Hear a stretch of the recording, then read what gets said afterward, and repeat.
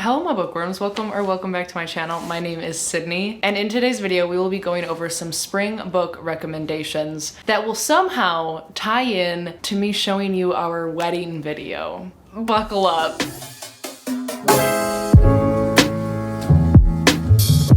So hey, what's up? How are you? I hope you're doing well. Thank you so much for being here and hanging out with me for a little bit. I am like very anxious.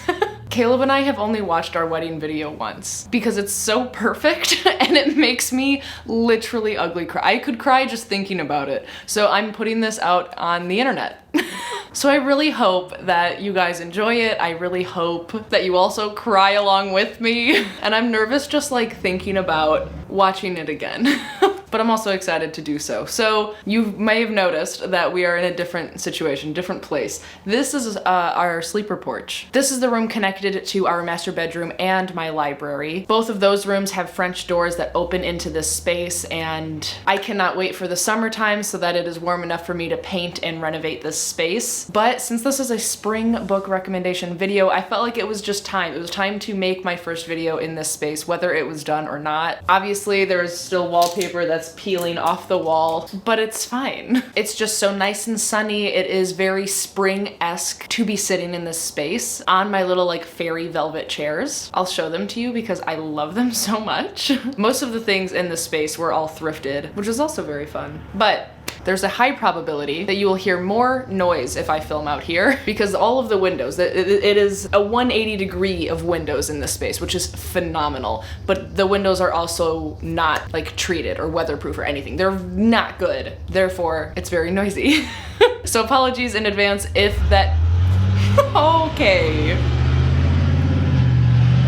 So apologies in advance if it's distracting for you, but let's get on into the recommendations so that it can lead into my video reveal. I have 5 book recommendations for you today, which honestly, it was kind of difficult for me to find spring book recommendations. I don't know why, but it took me quite some time to find books that like, when I thought of them, I thought of spring things. Like lush nature, beautiful writing, very atmospheric, kind of happy because the sun's starting to come out, nature is thriving again, and just things like that. So I did my best. Take these recommendations or leave them. But I absolutely adore all 5 of these books, and I am excited to recommend them to you regardless. The first book that I want to recommend to you is the first book that came to mind when I thought about doing this video, and that book is The Beautiful Ones by Silvia Moreno Garcia. This book screams spring. Like from its core, I feel like it's spring. I mean, look at these lush greens, the beautiful flowers. It's absolutely stunning. And the story is really phenomenal as well. Silvia Moreno Garcia is very much known for her atmosphere and sort of like eerie, beautiful way of writing. And this book is no different. This story is following a few different main characters. One storyline that you learn about is Hector and Valerie. Hector is this telekinetic performer who has been traveling, you know, the world, or at least the vicinity, for the past 10 years, showing his skills. And when he was young, he fell in love with Valerie. They had a whirlwind love, but he ultimately had to go to perform in order to make money. She vowed to wait for him, but ended up not being able to do so because in this world, status is everything, and her family did not really have that high status that they were greedy for. So Valerie's grandmother basically forced her hand to marry for money to the guy that, whoever he is, basically she's married to now. And now, 10 years later, Hector comes back to find that Valerie has now been married and wants nothing to do with him. However, he has this plan to court Valerie's younger sister-in-law, Nina, who is our third main character. At first, Hector is just using Nina to get close to Valerie, but one thing leads to another, and through much time, they end up falling for one another, but not without its drama. Obviously, you can imagine that Valerie is very unhappy about this situation. She is very much a, if I can't have him, no one can have him type lady.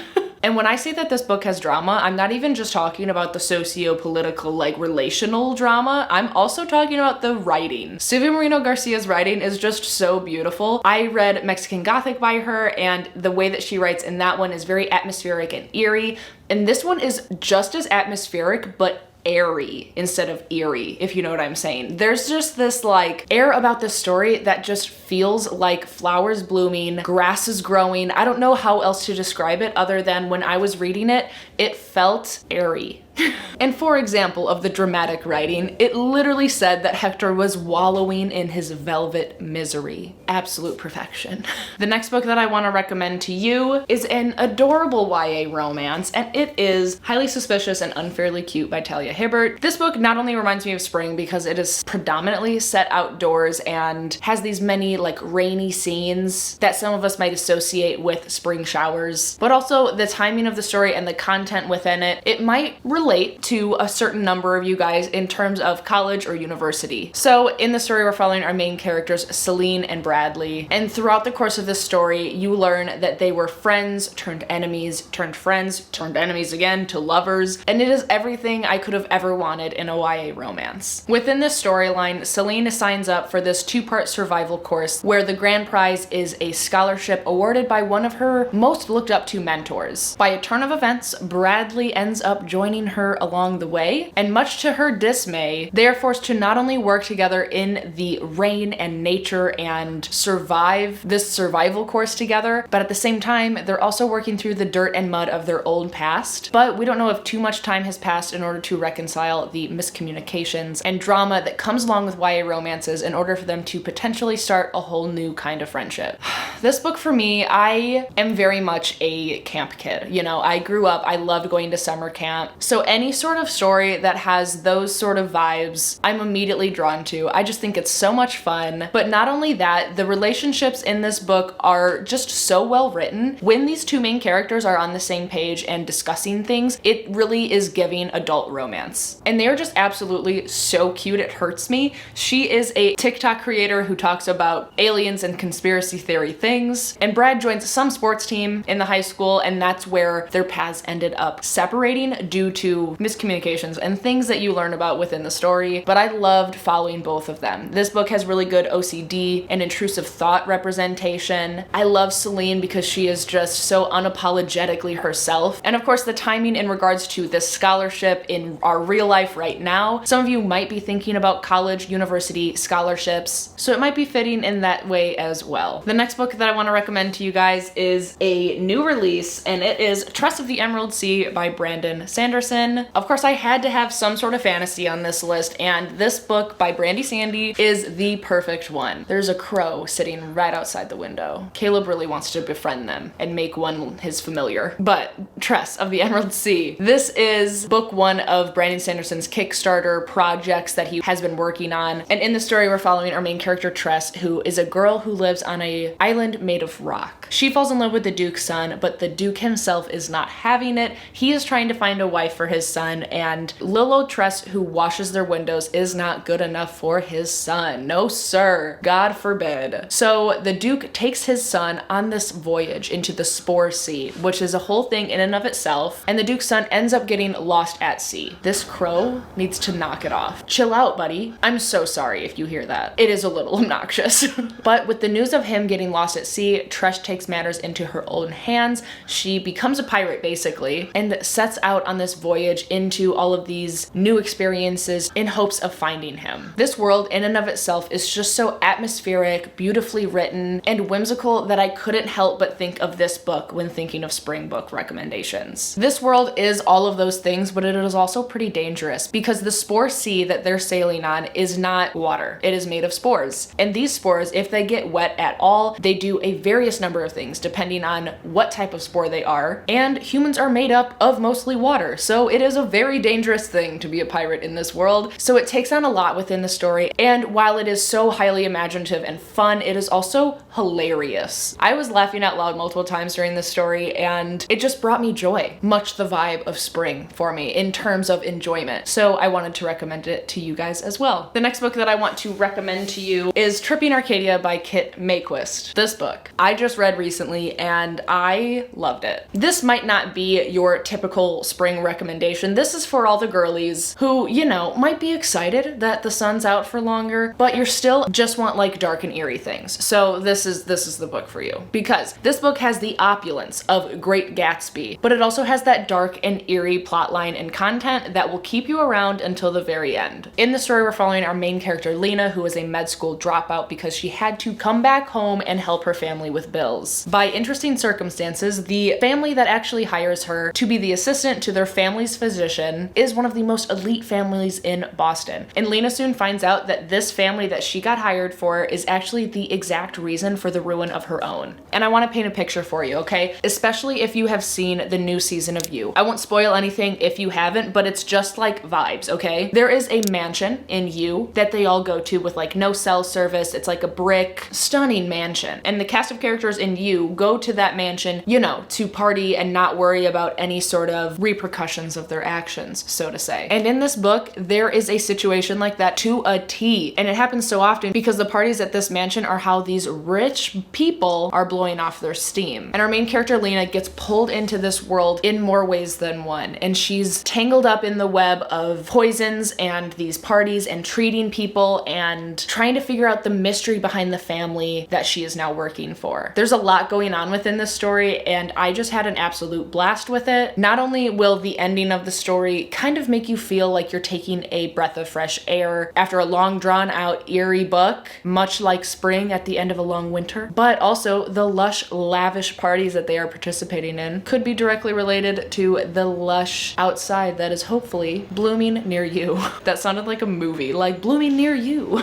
Okay, now the very last book is a recommendation mostly because of my own memories. I don't know how perfect it is to read in the spring, but I know when I read it, it was in the springtime and it was absolutely phenomenal. Plus, it is directly related to our wedding video. So that book I've recommended many times here on my channel, but I haven't in a while, so I'm bringing it back, and this book is Letters to a Young Poet by Rainer Maria Rilke. When Kayla and I first started talking, it was in February of what was it, 2017? And soon after we started talking, he had gifted me a copy of this book and had annotated in it things that he wanted me to pay attention to, certain sections that really resonated with him. And it is one of those passages that he specifically bracketed to me, which we had read at our wedding. And that exact passage is the opening audio for our wedding video, read by one of our good friends. So it's a lot. And this book is really good. Rainer Maria Rilke is one of our favorite poets. This is a collection of letters that Rilke had written to a young man who was an aspiring poet. We don't know what letters were written to Rilke, but we just have the collection of letters that he wrote back. And there are just so many amazing little nuggets of inspiration and advice, not only for writing, mostly it's just advice about life and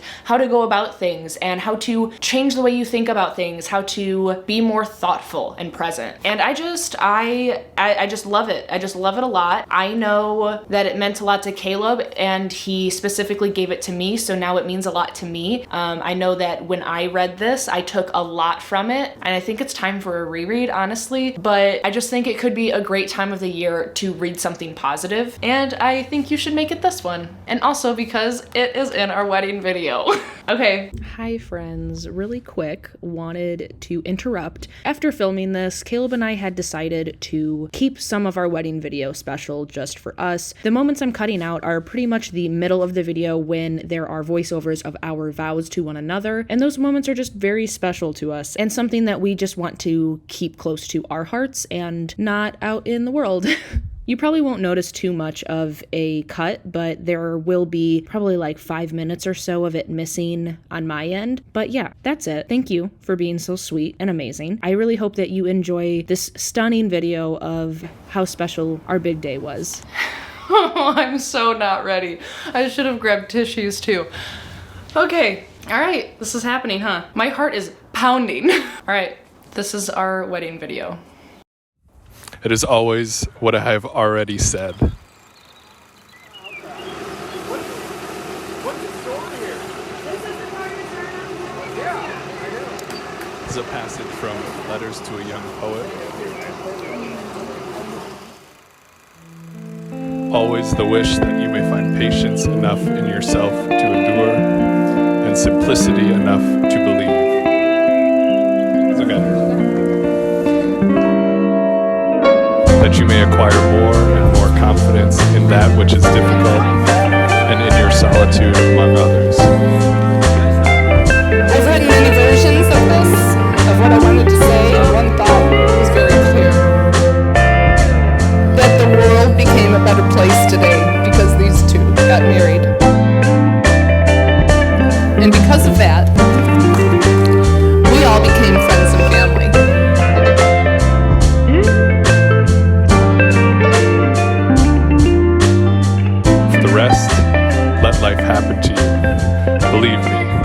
life is right in any case.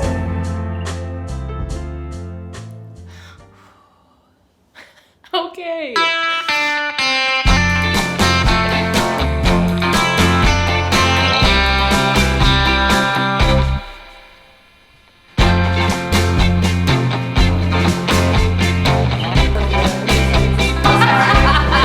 Don't try.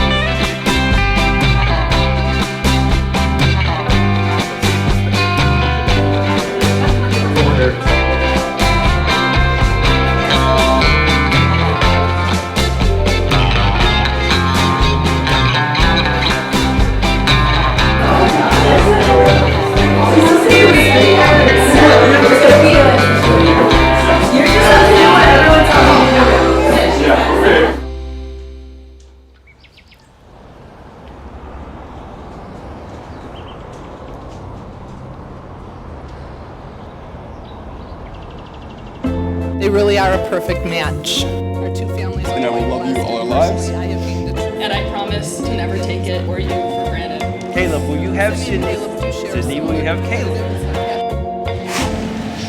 So I love you. I now present to you for the first time as husband and wife, Sydney and Caleb Adams.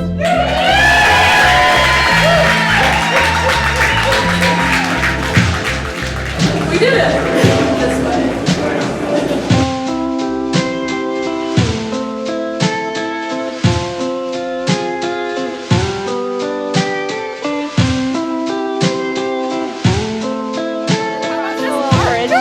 How about this part? It's so pretty, right?